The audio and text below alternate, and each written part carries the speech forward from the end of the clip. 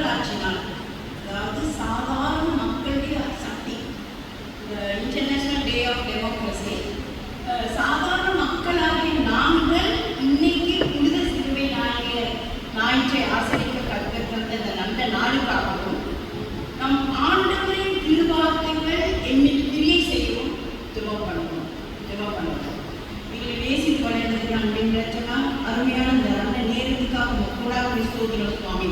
இன்றைய நாளிலே நாங்கள் சிந்திக்க இருக்கும் இந்த திருவார்த்தைகள் கர்த்தாவே, எங்களுடைய உள்ளத்திலே அது உரிமையான சுவாமி, அது எப்பொழுதும் எங்களுடைய வாழ்க்கையிலே செயல்படுகிறதாக எங்களுக்கு எப்பொழுதும் உந்துதலாக இருக்கும். நீங்களே புரிவேறுங்கள், நீங்களே ஏற்ற வார்த்தைகளை பேசவும் ஏற்ற காரியங்கள் நாங்கள் சிந்திக்கவும் வேண்டிய ஞானத்தை எங்களுக்கு தாருங்கள். ஆசீர்வதிகள், அரவணைப்பு நடத்துங்கள். இயேசுவின் நாமத்தினாலே ஆமென். நாங்கள் இந்த உலகுக்கு வர்றதுக்கு முன்னுக்கு நாங்கள் டிக்கோயாவில் இருக்கிறோம். அந்த டிக்கோவில் இருக்கிற நேரத்தில் டக்க வார தண்ணி கலந்த தண்ணி தான் வரும். அங்கே நகர சபை வந்து அங்கே குடிச்சிச்சு. அப்போ நாங்கள் பாத்திரங்கள் கழுவினாலும் ஒரு வீட்டு காலையில் செய்தாலும் பீலிக்கு போயிட்டு நம்ம பக்கத்துலேயே ஒரு பீலி, அந்த பீலியில் போயிட்டு தண்ணி பிடிச்சிட்டு வந்து திரும்ப அலசணும் செய்யணும். எங்களுக்கு உடுப்பு துணிமணிகள் எல்லாத்தையும் அங்கே போய் தான் துவைக்கணும், நாங்கள் குளிக்கணும், அந்த மாதிரி காரியங்கள் வந்துச்சு. பிள்ளைகளுடைய ஹையர் ஸ்டடீஸுக்காக நாங்கள் கொழும்புக்கு வந்தோம். கொழும்புக்கு வந்தால் பெரிய ஒரு காரியம் என்னதுன்னா, உண்மையுமே ஹட்டனில் நல்ல மீன் கிடைக்காது, நல்ல அவசரத்துக்கு ஒரு இஞ்சி கிடைக்காது, நல்ல உளுந்து கிடைக்காது. ஆனால் அந்த நேரத்தில் நாங்கள் கொழும்புக்கு வந்த பிறகு எங்களுக்கு அநேகமான காரியங்கள் வாசல்லே கிடைக்க தொடங்குச்சு. நல்ல மீன் வரும், நல்ல மரக்கறி வரும், நல்ல கீரை வரும், அப்படி எல்லா காரியங்களும் ஆசீர்வாதமாக இருந்தது. அப்போ நான் நினைச்சேன், எகிப்துல இருந்து மக்கள் இஸ்ரவேல் ஜனங்கள் கானான் தேசத்துக்கு, அதாவது தேனும் பாலும் ஓடுகிற அந்த கானான் தேசத்துக்கு வந்தார்கள். அந்த இடத்துல மோசே ஒரு கட்டளை கொடுக்கிறார். நாங்கள் வாசித்த பகுதி அதுதான். என்னதுன்னா, உபாகமம் 8ஆம் அதிகாரத்தில் நம்ம வாசிக்க கேட்டோம், நீ புசித்து திருப்தி அடைந்திருக்கையில் உன் தேவனாகிய கர்த்தர் உனக்கு கொடுத்த அந்த நல்ல தேசத்துக்காக அவரை ஸ்தோத்திரிக்க கடவாள். நீ புசித்து திருப்தி அடைந்திருக்கையில் உன் தேவனாகிய கர்த்தர் உனக்கு கொடுத்த அந்த நல்ல தேசத்துக்காக அவரை ஸ்தோத்திரிக்க கடவாள். இதே நாங்கள் திருப்தி அடைந்திருக்கும் பொழுது ஆண்டவரை ஸ்தோத்திரிக்க வேண்டும் என்று பழைய பாட்டில் உபாகமத்தில் சொல்லப்பட்டிருக்கிற அதே நேரத்தில் அப்போஸ்தலனாகிய பவுல் தீமோத்தேயுவுக்கு எழுதின, இன்னைக்கு அதை நாங்கள் வாசித்தோம், 6ஆம் அதிகாரம் 1 தீமோத்தேயு 6ஆம் அதிகாரம் 4ஆம் வசனத்தில், போதுமெங்கிற மனதுடனே கூடிய தேவ பக்தியின் மிகுந்த ஆதாயம் அப்படிங்கிறத வாசிக்கிறோம். போதும் என்கிற மனதுடனே கூடிய தேவ பக்தி. அப்போ இன்னைக்கு சிலத்துக்கு நாங்கள் எங்களுக்கு கொடுக்கப்பட்டிருக்கோம், அது கணவனாக இருக்கலாம், மனைவியாக இருக்கலாம், பிள்ளைகளாக இருக்கலாம், எங்களுக்கு உற்சாக உறவினர்களாக இருக்கலாம். அவங்க எங்களுக்கு திருப்தியை தராத ஒரு ஆட்களாக எங்களை சுற்றி இருக்கலாம். ஆனாலும் எங்களுடைய கடமை என்னதுன்னா, நாங்கள் ஆண்டவரை ஸ்தோத்திரிக்க வேண்டும், ஆண்டவரை ஸ்தோத்திரிக்க வேண்டும்.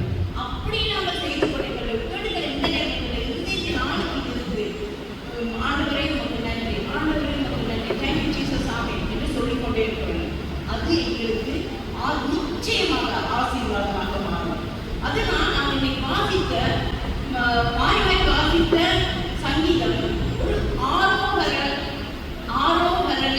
சங்கீதம். அதனுடைய அர்த்தம் என்னன்னா, எழுச்சியின் சங்கீதம். எழுச்சிங்கிறது ஏதோ தாழ்மையிலிருந்து அல்லது தாழ்ச்சியிலிருந்து நாங்கள் உயர்வை பெறுவது. அந்த வசனத்துல பாருங்க,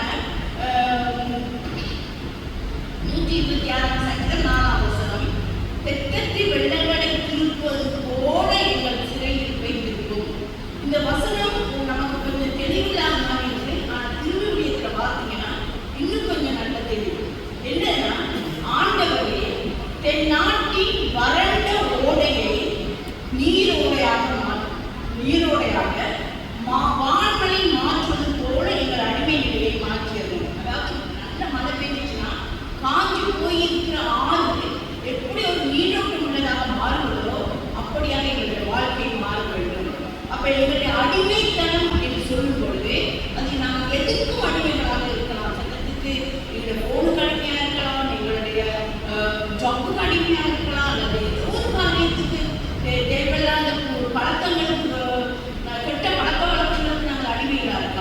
நாங்கள் அப்படி இருக்கும் பொழுது வானில் இருந்து மழை பெய்து வறண்ட நதியை எப்படி நீருடையாக மாற்றுவது போல ஆண்டவரை உம்முடைய கிருபை, உம்முடைய அன்பு, உம்முடைய நாங்கள் பெற்றுக்கொள்ளும் பொழுது இந்த அடிமை வாழ்க்கை வந்து நாங்கள் மாறுதலாக இருக்கிறோம். அப்பதான் நாங்கள் ஒரு காரியத்தை நம்ம ஏற்கனவே பார்த்ததின்படி குடும்பங்கள் இருக்கிற நோயா இருக்கலாம், நொடியா இருக்கலாம், இழப்புகளா இருக்கலாம், வேதனைகளா இருக்கலாம், அல்லாட்டி எதுவா இருந்தாலும் நாங்கள் தேங்க்யூ ஜீசஸ் சாமி, தேங்க்யூ ஜீசஸ் சாமி என்று சொல்லிக்கொண்டே முழு மூச்சாக எங்களுடைய காரியங்களை செய்ய வேண்டும். ஒரு சின்ன குட்டி கதை, இது கற்பனை கதை தான், ஆனால் அது ஒரு பெரிய அர்த்தத்தை கொண்டுள்ளதாக இருக்குது. ஒரு ஃபாதரை மகன் ஷனன்ல ஃபாதரை மகன் என்ன செய்தாரா, ஜெபம் பண்ணியிருக்கிறார். என்ன ஜெபம் பண்ணியிருக்காரு? தான் நீச்சல் கோப்பில மீன் பண்ணணும் ஃபர்ஸ்ட் வரணும். அப்ப சர்ச்சில் இந்த எல்லா சபை மக்கள், எல்லா சங்கங்கள் எல்லாத்தையும் சொல்லி நல்ல ஜெபம் பண்ணியிருக்காரு. போதற்கு தாயும் தகப்பனும் இவரும் நல்ல உபவாசம் பண்ணி ஜெபம் பண்ணியிருக்கிறாங்க. ஆனா என்ன நடந்தது? இவன் ஒரு நாள் கூட அந்த நீச்சல் குளத்துல இறங்கவே இல்லை. முடியாது. அப்ப அதே மாதிரிதான் நாங்கள் ஆமே தேங்க்யூ ஜீசஸ் அப்படின்னு நாங்கள் ஜெபிக்கும் பொழுது எங்களுடைய காரியங்களுக்காக முழு மூச்சாக நாங்கள் செயல்படுவது நல்லது. அந்த வெற்றியை தருவது ஆண்டவர். இப்ப பாருங்க, 126 சங்கீதத்துல 5ஆம் வசனத்துல கண்ணீரோட விதைக்கிறவன் கம்பீரத்தோட அறுப்பான்னு சொல்லப்பட்டிருக்கு. அப்ப நாங்கள் கண்ணீரோட இந்த கடமைகளையும் காரியங்களை நம்ம செய்யற எல்லா வேலையும் நமக்கு விருப்பமா இருக்காது சில இடத்துக்கு. அப்படி இருந்த பொழுதிலும் நாங்கள் அந்த எப்படிதான் கஷ்டமா இருந்தாலும் கண்ணீர் வடிஞ்சாலும் பரவாயில்ல, நாங்கள் எங்களுடைய கடமைகளையும் காரியங்களையும் நேர்த்தியாக எந்தவித பிழையும் இல்லாமல் நாங்கள் செய்யும் பொழுது ஆண்டவர் அதை சரியான மாதிரி, அதாவது கம்பீரம் எப்படி கண்ணீரோட விதைக்கிறவன் கம்பீரத்தோட அறுப்பானோ அந்த மாதிரியான சூழ்நிலையை ஆண்டவர் தருவார். அதுதான் சாலமோன் அரசன் பிரசங்கித்ததில் சொல்லுகிறாரு, ஒரு காரியத்தின் துவக்கத்தை பார்க்கின்ற முடிவு நல்லதுன்னு சொல்லுகிறார். அப்ப நாங்கள் ஒரு காரியத்தை துவங்குவது, நாங்கள் எந்த காரியமா இருக்கணும் அதை செய்ய தொடங்குவது சிறப்பல்ல, அதை செய்து முடிக்கணும். அதான் எங்க பிள்ளைகள் வந்து கான்வென்ட்ல படிச்சுட்டு இருந்தாங்க. அவங்களோட டீச்சர் வந்து என்னோட நல்ல ஃப்ரெண்ட். அவங்க எப்பயும் கதைக்கிறதுல என்ன சொல்லுவாங்க, நீங்க கவனிச்சுக்கிறதா உங்களோட பிள்ளைகள் அவனா சின்ன பிள்ளைகள், உங்களோட பிள்ளைகள் ஒரு காரியத்தை தொடங்குறாங்க அதை முடிக்கிறாங்களான்னு பாருங்க. தொடங்குறது பெருசு இல்லை, அதை முடிக்கணும், அதுதான் சிறப்பு அப்படின்னு சொல்லுவாங்க. அப்ப அதை நான் எப்பயுமே மனசுல எனக்கு அது ஒரு விதைய போட்ட மாதிரி. அப்ப நான் எப்பயுமே பிள்ளைகளுக்கு சொல்றது, தொடங்குறது பெருசு இல்லை, ஒழுங்கா செய்து முடிக்கணும். அது எங்களுடைய காரியமாக இருக்கு. சரி, இன்னைக்கு நாம சுத்த ஜெபத்துல ஒரு காரியத்தை நாங்கள் வெடிச்சோம். வாழ்க்கையில் எங்களின் சிலுவையை ஏற்பதன் மூலம் ஆண்டவரே உங்களை பின்பற்றுவதாக எங்களை மாற்றும். வாழ்க்கையில் எங்களின் சிலுவையை, இயேசுவின் சிலுவையோ மற்றொரு சிலுவை, எங்களின் சிலுவையை ஏற்றுக்கொள்வது. சரி, அதுக்கு ஒரு சின்ன காரியத்தை சொல்றேன். நாங்கள் எப்பயுமே யோசிக்கிற வேண்டிய காரியம் என்ன? நெற்றி. இந்த நெற்றி ஒரு பலமுள்ளதாக இருக்க வேண்டும். எப்படின்னா, எசேக்கியேல் தீர்க்கதரிசிக்கு கர்த்தர் சொல்லுகிறாரு, 3ஆம் அதிகாரம் 9ஆம் வசனம், உன் நெற்றியை வச்சிரக்கல்லை போல ஆக்கினேன், கண்மலையை போல ஆக்கினேன். வச்சிரக்கல்லுன்னு சொன்னா வைடூரியம், அதாவது தயனம். அதை வந்து உடைக்க எல்லாரும் வெட்டையாத இது செய்யலாம். அவ்வளவு வயிறாக, அவ்வளவு உறுதியான. நம்ம பழைய பாட்டு ஒரு கதையை நம்ம சம்பவத்தை பார்க்கணும். சின்ன பையன் தாவி அவன்கிட்ட கவலையில இருந்த அந்த சின்ன கல் அந்த ஜாயிண்ட் கோழியாக நெத்தியில போட்டோன்னா அவன் செத்து போயிட்டான். அப்ப அந்த நெற்றி எவ்வளவு முக்கியமானது அதை நாம் சிந்திக்க வேண்டும். அடுத்தது எங்களுக்கு எவ்வளவு இருதயமாக இருந்தாலோ, எப்பயுமே இருதயம் அன்பு சொன்னோன்னா நம்ம இப்படிதான் காட்டணும். அது இயேசுவின் அன்பாக இருக்கிறது, இயேசுவின் அன்பு. இன்னொன்று தோள்பட்டை. எங்களோட தோள்பட்டை நல்ல உறுதி உள்ளதாக இருக்கணும். அதுதான் பாருங்க, 100 ஆடுகளை வச்சிருந்த வேண்டியது ஆட்டுல ஒரு ஆடு காணாம போயிடுச்சு. அந்த காணாம போன பிறகு அந்த மேய்ப்பனை சும்மா இருக்கல, காடு மேடு கண்ணை வைத்து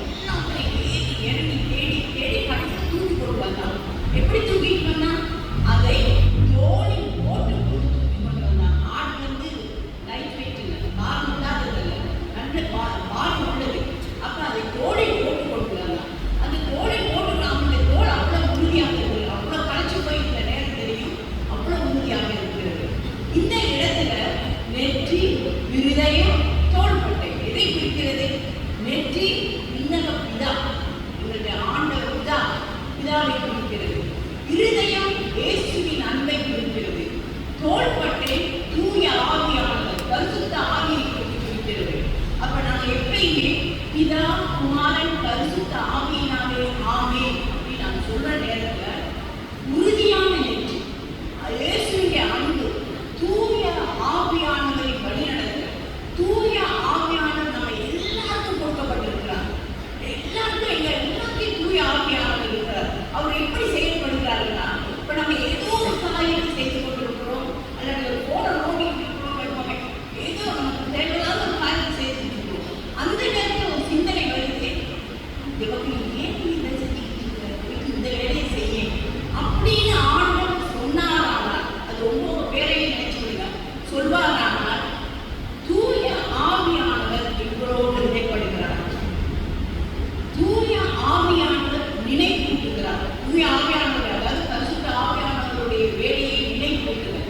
அப்ப நினைப்பூட்டுற நேரத்தில் நாம ஒரு நேரத்துக்கு நம்ம அப்படின்னு செய்யாம உடனே கீழ்ப்படிந்து கொண்டே இருந்தோமானால், தூய ஆவியானவர் எங்கள் வாழ்நாள் பூரா எங்களுக்கு நினைப்பூட்டுகிற தெய்வமாக இருக்கிறார்.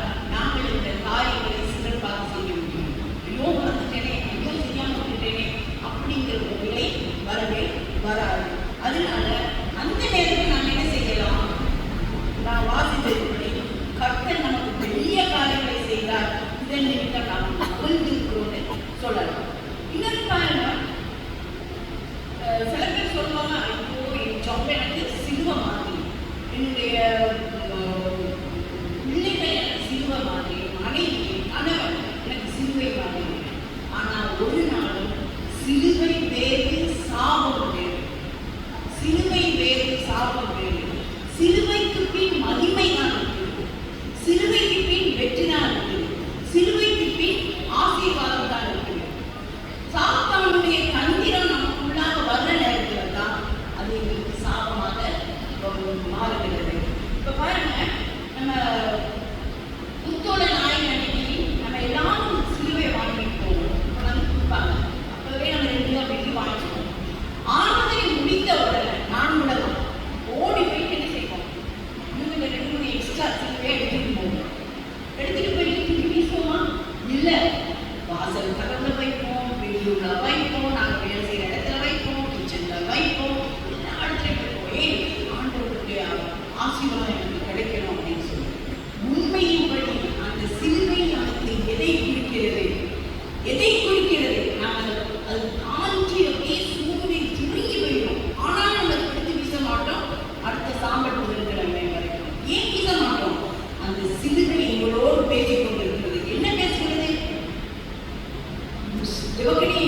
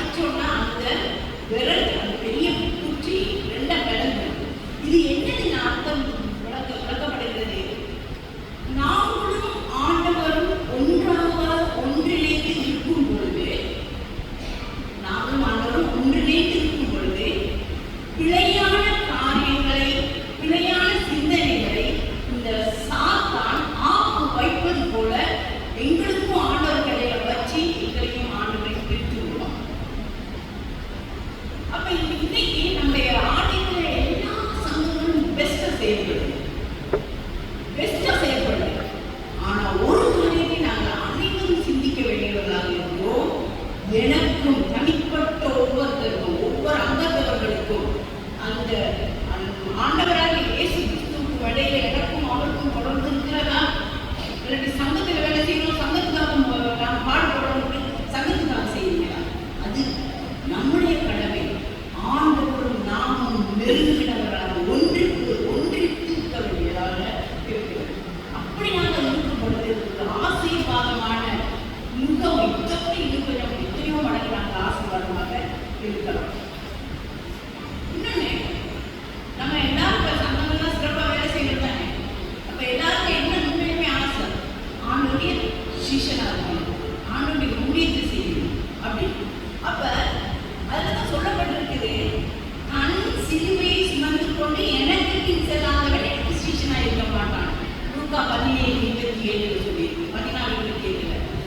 தன் சிலுவையை, இதுல தான் நம்ம கவனிச்சோம். தன் சிலுவைன்னு சொல்றது என்னுடைய சிலுவை, என்னுடைய கடமைகள், என்னுடைய காரியங்கள், பிள்ளைகள் படிக்கிற வேலைகள், பெரியவங்க அவங்க வேலைகள், அப்பா அம்மாக்கள் அவங்க சம்பாதிக்க வேண்டிய வேலைகள், அம்மா அம்மாக்கள் வீட்டை கவனித்து சொல்லுற வேலைகள், நம்ம செய்துக்கிட்டே இருக்கிறதுல பாதியில் அனுபவம் மற்றவங்க அந்த குடும்பம் இவ்வளோ லேசாக செஞ்சுட்டு போகிறாங்க, இந்த குடும்பம் இவ்வளோ லேசாக செஞ்சுட்டு எனக்கு தான் இவ்வளோ கஷ்டம் அப்படின்னு நினச்சி நம்ம வேலைகளை குறைக்கிட்டு ஆனால் இந்த வேலையை குறைக்கிறேன் எனக்கு திரும்ப தண்ணீங்க டைமிக்கு சொல்லு இல்லை, அந்த ஜெபம் ஏற்றுக்கொள்ளவே படாது.